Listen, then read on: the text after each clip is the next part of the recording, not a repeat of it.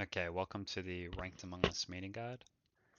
Now, Ranked Among Us, it's a social deduction game, and there's two components to this. There's the in-round, which is like running around doing tasks, gathering info, and killing if you're the imposter. And then there's the meeting part, right?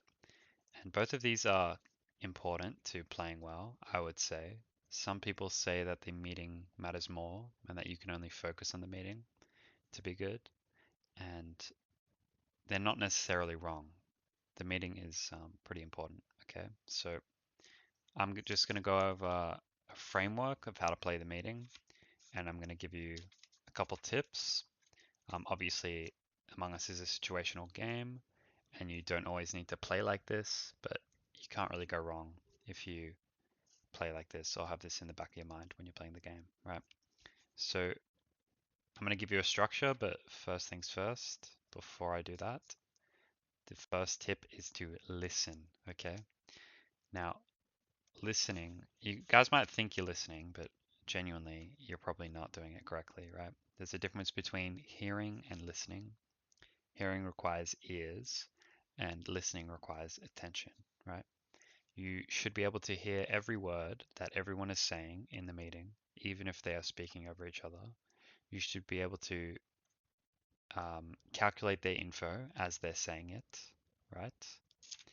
And you should use this to fill in the blanks. So what I mean by that, so your objective in the meeting is to um, follow the structure and fill in the blanks. So you won't be able to um, ask everyone a question. You won't be able to get everyone's pathing and get all the info because the meeting will be clogged and there's other players who need to gather their own info. So what you need to do is you basically need to have like a bingo card. So for example, someone gives timing, someone else gives body location, someone else gives clears, and someone else like asks where this person come from, yada yada yada. So you basically have to fill in the blanks with other people's information, and then you have to ask questions to complete it, right? So you want to, so your objective in the meeting is to push info and follow meeting structure. So pushing info is stuff like, you know, um, asking for timing, location, yada yada yada, and you want to listen while simultaneously giving information, right?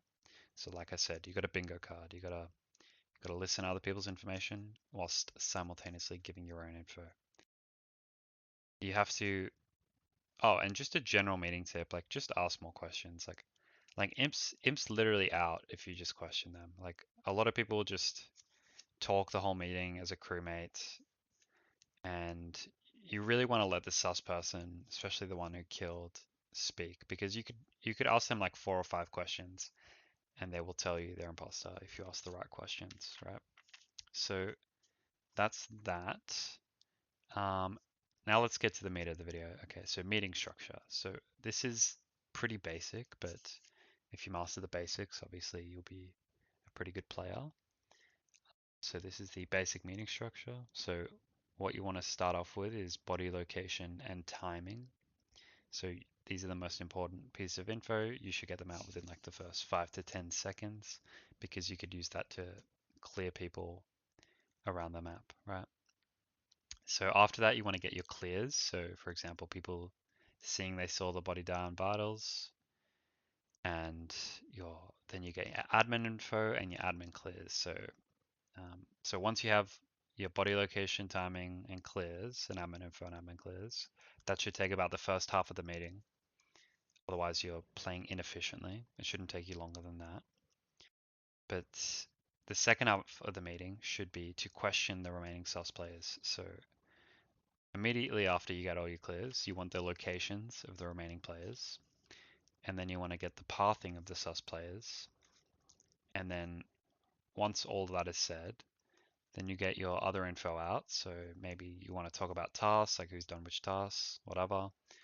Or you want to get a rehash of the clears. So maybe you want to confirm a three-way clear, right? That's when you would do that after you've got the pathing of the players. And then in like the last 5 to 10 seconds, you want a coordinated shot or skip, right?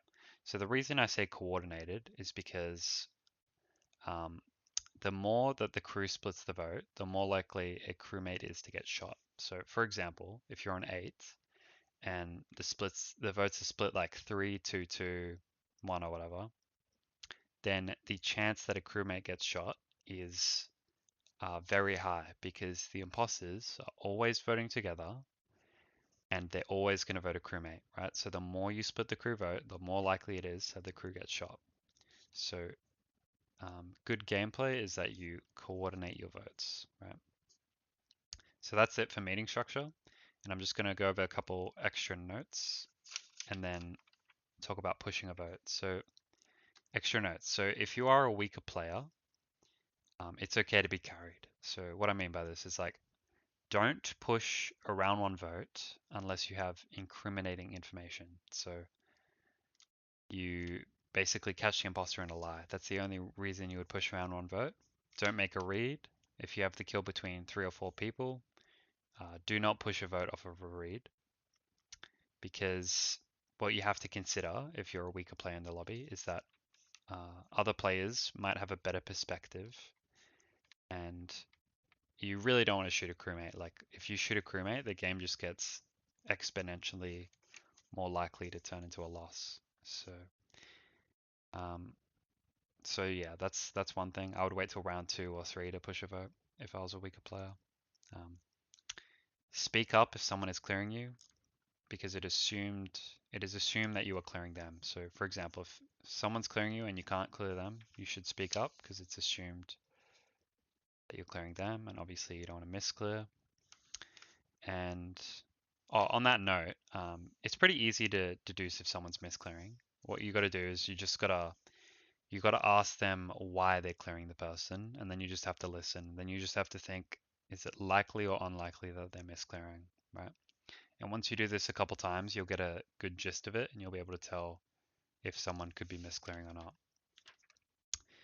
Okay, lastly, pushing a vote. So there's a difference between pushing a vote well and not pushing a vote, right? So for example, if you were to whisper your vote 5 seconds before the end of the meeting, no one's going to vote with you, right? But if you're clearly saying your vote and loudly, like 3 times, like 10 to 15 seconds before the end of the meeting, then people are far more likely to vote with you. And this applies to imposter as well as crewmate. So keep that in mind. If you want to improve at listening, I recommend watching VODs and streams because you're more likely to pick up on information when there's like less pressure, right? And you don't have your own info to calculate. So that's how you improve.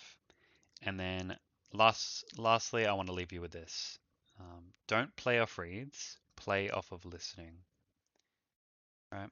All the good players listen, and playing off reads is just kind of bullshit anyways. It's just guesstimating, all right? So that's it.